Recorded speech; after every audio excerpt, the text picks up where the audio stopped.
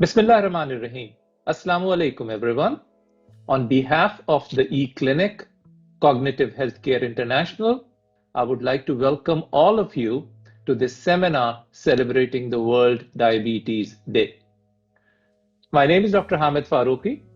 I am an endocrinologist and my special focus is on the management of diabetes. I run the Dubai Diabetes Center here in Dubai, in United Arab Emirates. Today, we are going to talk about continuous glucose monitoring, as well as a concept called time in range. So I understand that these words are really big words, but as we go along with this presentation, I'm sure you will be comfortable knowing more about what continuous glucose monitoring is and what does time in range mean. When we are treating a person with diabetes, what is our goal? Our goal is to take the blood sugar, which is high, and bring it down into the normal range. But not only that we want the blood glucose level to come down to a normal range for a short period of time, but we want to keep it for the longest period of time possible. In other words, we are trying to make the blood sugar levels just as normal as it would be in a person without diabetes.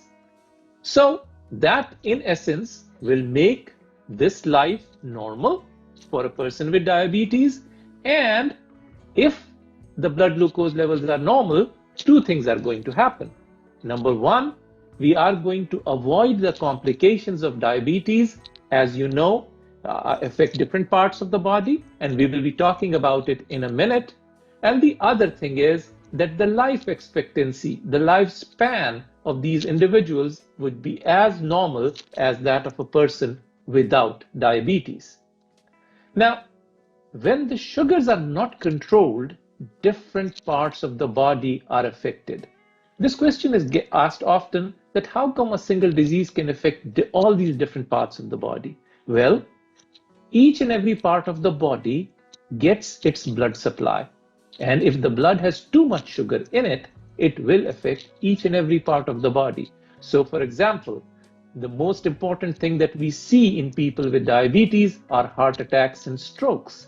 Those are the major reasons that these individuals suffer either a decrease in the way of their lifestyle, or they may lose their lives altogether. You are also aware that high blood sugar is associated with kidney diseases, and if severe, these people may need dialysis or kidney transplants. Diabetic neuropathy, where the nerves are affected by high blood sugar, is also very common. People first have tremendous pain, pricking, burning sensation, and in the later stages completely lose the ability of sensation, particularly in their feet. And that leads to foot damage, as you can see in the bottom, where people develop ulcers and all the blood vessels to the leg are affected with that. People can have problems with their teeth and gums. And the last but not the least important thing is the effect high sugar has on the eyes. The back of the eye is called the retina, and there is bleeding and people can lose their vision because of that. So as you can see in the graph, that as the blood sugar level tend to get higher, which is shown by this number of percentage called hemoglobin A1C, 6 is nearly normal. And as the hemoglobin A1C continues to increase from 6 to 7 to 8, 9, 10, 11, or 12, you can see for yourself that the chances of retinopathy, which is damage to the eyes, then the damage to the kidney, to the nerves, all of those continue to grow higher as the blood sugar gets poorer and poorer. So we have to measure the blood sugar. The way to do that has evolved, has improved over time. When we started practicing medicine many decades ago, we only used to have what you see in the first picture, dipsticks that we would put in the urine, and that would help us determine how much sugar was there in the urine. After that, technology came to check the blood sugar level with the help of these small machines called glucometers that now everyone is familiar with, and every time we get a better and better glucometer. After that, we had access to a blood test, which we will talk about more in detail today, called hemoglobin A1C. Now, what is hemoglobin A1C? It is a measurement of the average, औसत, average blood sugar level for the last 3 months in the individual from whom this blood is being drawn. So now technology has progressed further, and we have what are called sensors, which, as you can see, are this small disc or this other oblong sensor that is sticking to the skin of the arm or the tummy, and it is measuring the blood sugar level continuously. So there are two different technologies that are available, which are quite similar but slightly different. So on the left, you have the intermittent glucose monitoring, in which the sensor is measuring the sugar, but you have to bring the reader, which you are seeing in the person's hand saying 141. You have to bring it close to the sensor, and there it picks up the reading from the sensor and shows it on the screen, and there is transmission of the data from the sensor to this unless and until you bring it very close to the sensor. On the other side, in this other picture, what you see is a sensor, but it also has a transmitter attached to it. So all the sugar check that it is doing every minute or so is being transmitted to this mobile phone that this person has on his hand, and this is showing the graph of how the blood sugar is going up or down throughout the day. So we talked about hemoglobin A1C. We said that it is a blood test. Now, there are certain advantages and disadvantages of the hemoglobin A1C blood test that you all get done every 3 months. It is, as we all know, the usual standard to see what the blood sugar level has been in the past 3 months. As I showed you in the graph before, as the hemoglobin A1C goes up and up, the chances of complications also goes higher, so we can predict complications based on the A1C level. So we then look at the A1C and decide whether we need to change the medication, add insulin, whatever needs to be done. It's quite accurate, and the good thing is that it does not require fasting, so whenever the patient can come into the clinic, you can check. It's easily available all over Pakistan. We can get the hemoglobin A1C done, and it is easy to measure and standardize. But like anything else, it also has certain limitations. As I said in the past slide, that it is an indicator of an average blood sugar. It does not tell us how the blood glucose levels have gone up or down during the day or from one day to the other, that how the sugars were on Monday and how the sugars were on a Tuesday. It just tells you total 90-day, this is what your sugar was. It does not tell you how you did during the day, nor does it tell you how you did yesterday or the day before. So it's an average measure of blood glucose. It cannot be done because it's a blood test, and if there are any blood disorders in that person, we do not get accurate measurements, such as in cases of anemia.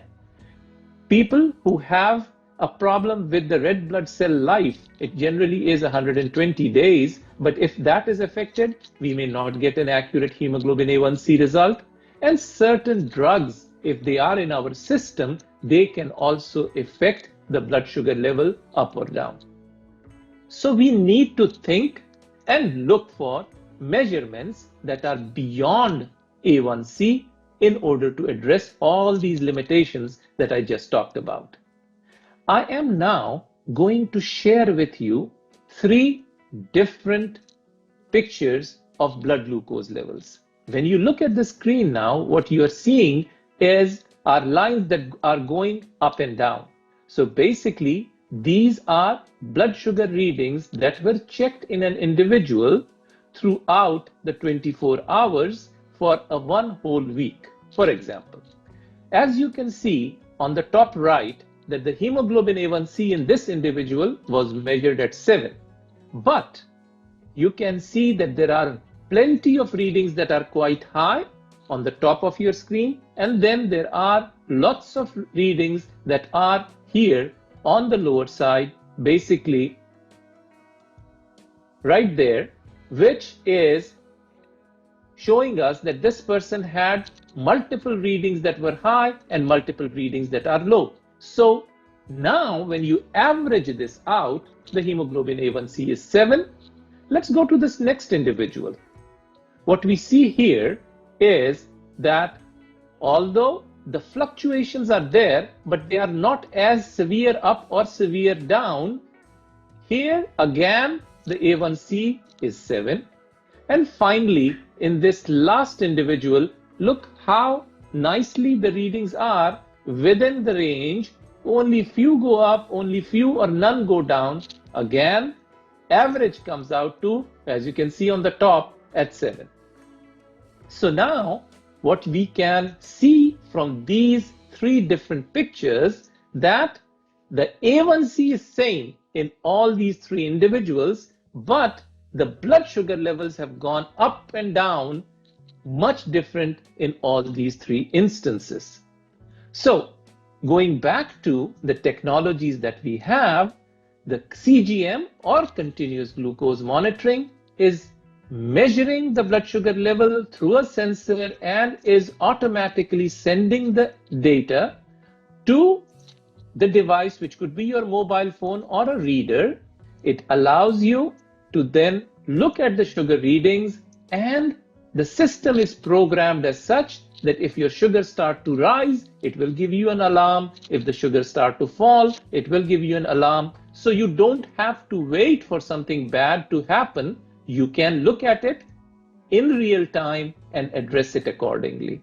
Similarly, if you look at the IGM or intermittent glucose monitoring system, what we have here is that the data is not continuous but is intermittent.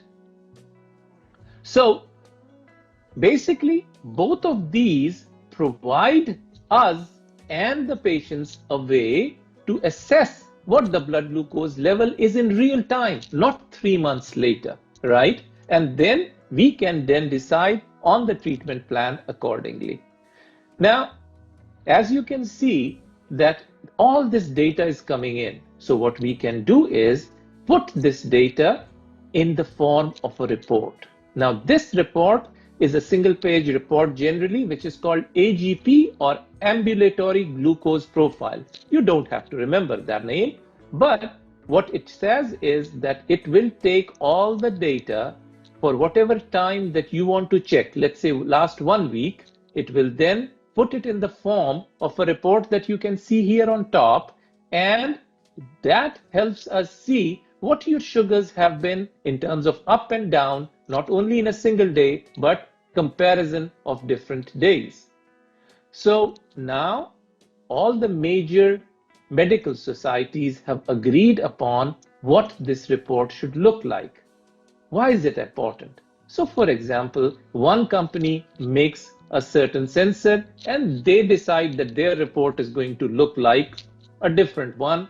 Another company decides on a completely different report, and we as doctors and you as patients, all of us get confused because different people use different sensors and all the reports are looking different from each other. So now, thankfully, everybody has decided that yes, sensor can come from anywhere, but they all have to report in the same manner, which is called the ambulatory glucose profile. So what does that show? What does that report show? Here is the second concept. One was CGM or continuous glucose monitoring. The second one is time in range or TIR. So what time in range is that if I, as a diabetic, want to have a normal sugar range, I would say it is between 70 to 180, for example. So what time in range very simply is how much time during the day I spend in that range. How many of my sugar readings are between 70 to 180? Time above ranges, how much time did I spend? How many of my readings were above 180? And time below ranges, how many of my readings were below 70? So time in range is what is important, because that shows how much of my time I'm as normal as I am supposed to be as compared to an individual who does not have diabetes.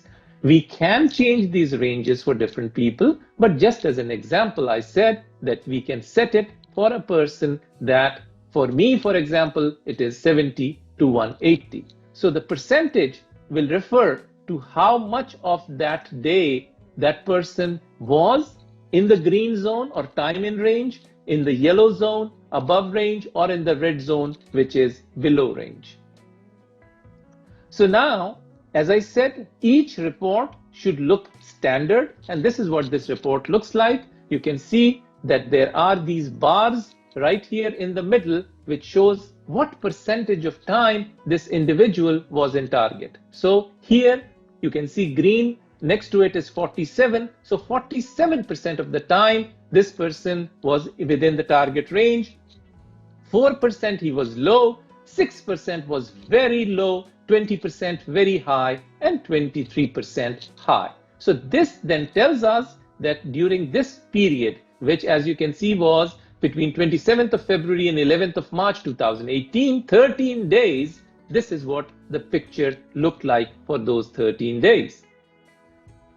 We have standard targets for different types of diabetes. So as you can see, if someone has type 1 or type 2 diabetes, the usual ones, the target range, the time in range that this person should be is more than 70% of the time they should be within target range, which then tells us that the blood glucose levels are well controlled.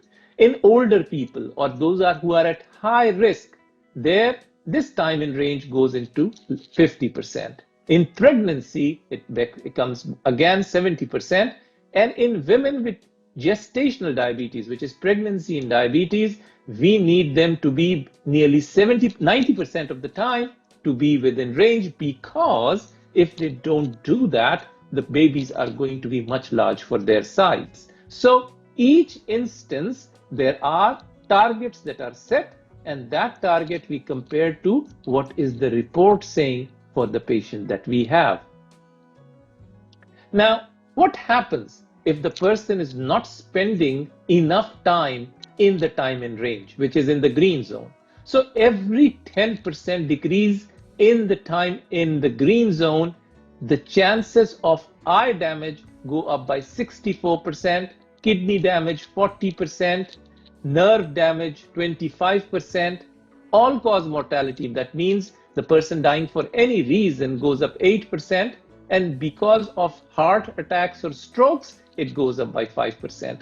So even a little bit of time that the person spends outside the green zone, it is going to have an impact in both the complications as well as their lifespan.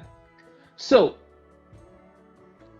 if you then overall look at how this continuous glucose monitoring helps us, it then gives us data that your doctors use between visits to see how you are doing on an each and individual day basis. Based on that data, they make the clinical decisions, and this helps improve when you are using the same standard method. So whether this report was generated here in Dubai or was seen in Lahore, both times it is going to be the same report, and your doctors or your team at each end, if you are going to different place, they will have the same data in a standard form. And since every individual will have a different profile, the treatment plan will be different, in a sense that I need 4 different agents to control this individual, whereas this particular individual, based on this report, needs to go on insulin. So I hope that in the last 15 minutes or so, I was able to show you what continuous glucose monitoring is and how we take that data and help our patients make a better treatment plan, implement it, and see how it is working in order to achieve two things. One, better quality of life, which is no complications or minimal complications. And number two, the quantity or duration of life, that is, they live longer and in a healthier manner. So technology is to help us achieve better results in our patients with diabetes. So with that, I will conclude, and I thank you very much for your attention.